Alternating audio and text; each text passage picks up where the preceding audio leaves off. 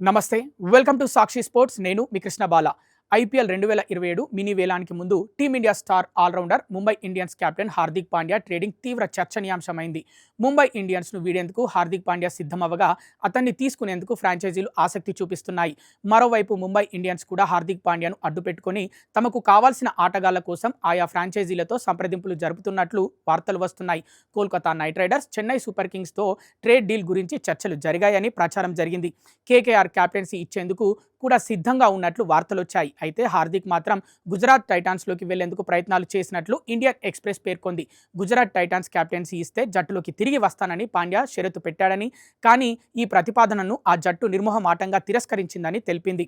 IPL 2022 సీజన్లో అరంగేట్రం చేసిన గుజరాత్ టైటాన్స్కు హార్దిక్ పాండ్యా తొలి టైటిల్ అందించాడు. ఆ తర్వాతి సీజన్లో ఫైనల్కు చేర్చాడు. కానీ ఐపీఎల్ 2024 సీజన్ ముంగిట అతను అనూహ్యంగా ట్రేడ్ ద్వారా ముంబై జట్టులోకి వచ్చాడు.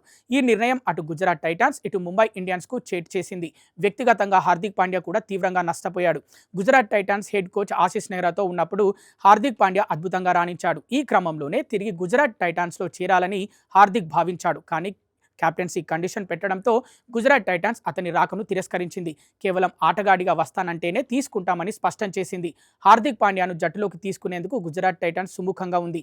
తమ కెప్టెన్ శుభ్మన్ గిల్తో కూడా ఫ్రాంచైజీ యాజమాన్యం చర్చించింది. పాండ్యా రాకను గిల్ కూడా స్వాగతించాడు. కానీ కెప్టెన్సీ ఇవ్వాలనే కండిషన్కు ఒప్పుకోలేదు. దీంతో ఈ డీల్ క్యాన్సిల్ అయింది అని గుజరాత్ టైటాన్స్కు చెందిన ఓ అధికారి వెల్లడించినట్లు ఇండియన్ ఎక్స్ప్రెస్ తన కథనంలో పేర్కొంది.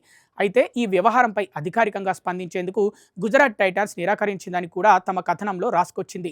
మరోవైపు హార్దిక్ పాండ్యా ట్రేడింగ్ గురించి ఏ ఫ్రాంచైజీతో చర్చలు జరగలేదని, ఒకవేళ అతన్ని ఎవరైనా సంప్రదించి ఉంటే ఆ విషయాన్ని ముంబై ఇండియన్స్కు తెలియజేస్తామని హార్దిక్ పాండ్యా ప్రతినిధి తెలిపారు.